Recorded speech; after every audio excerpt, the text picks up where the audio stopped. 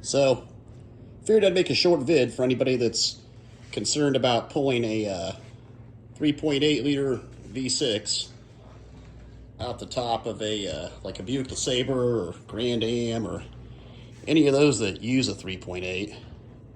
Shouldn't have any problem pulling it straight out the top.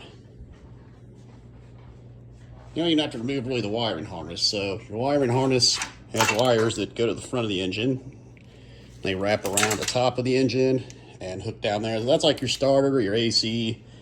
There's a crankshaft position sensor, camshaft position sensor, that good stuff.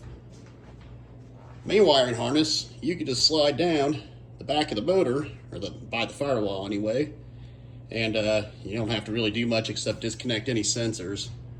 On the back side of the block, there's only like 2 sensors that connect.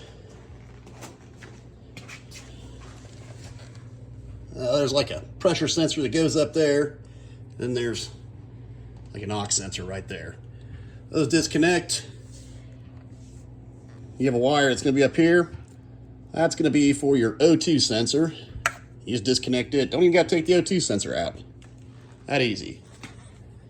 On the front of the engine, I took the AC bracket, and I took it off. Now, I didn't have any AC in there anyway, so it didn't really matter.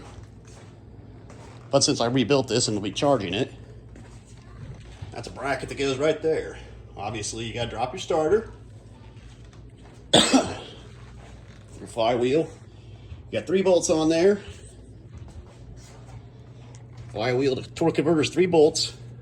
Your transmission case.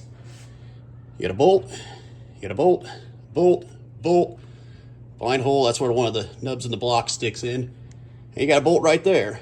Now, that bolt right there is kind of a bitch. All these bolts go in that way. That one goes in that way. However, to easily remove that, you're going to drop your motor mount that would normally be right here. And with a very long extension, or several extensions together, once you take this bracket off that's on the front of the engine here, you can actually get it all the way back to there, and you can get a socket on that, pop that puppy free. Nothing too tough. Comes out of the front very easily.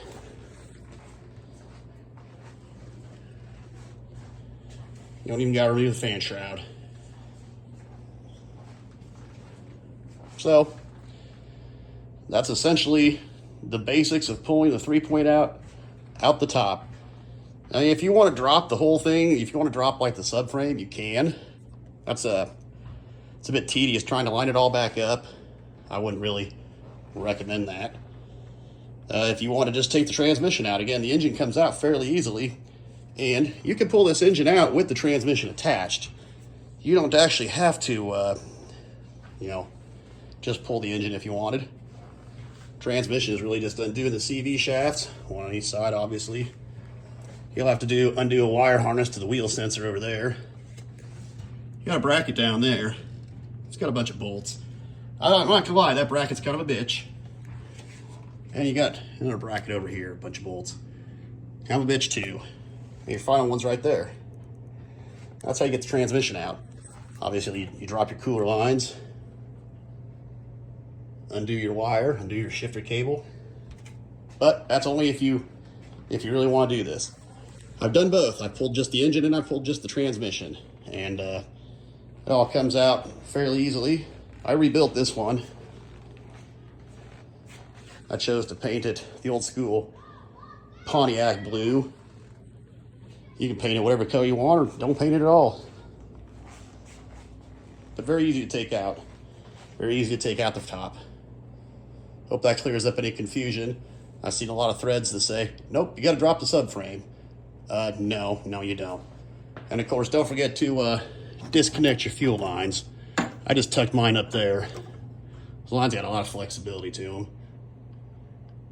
I pulled the transmission stick just to get the wire harness out and plugged it back in. And the dipstick, I left the dipstick attached, but I did pull the dipstick itself out. Well, that's about it.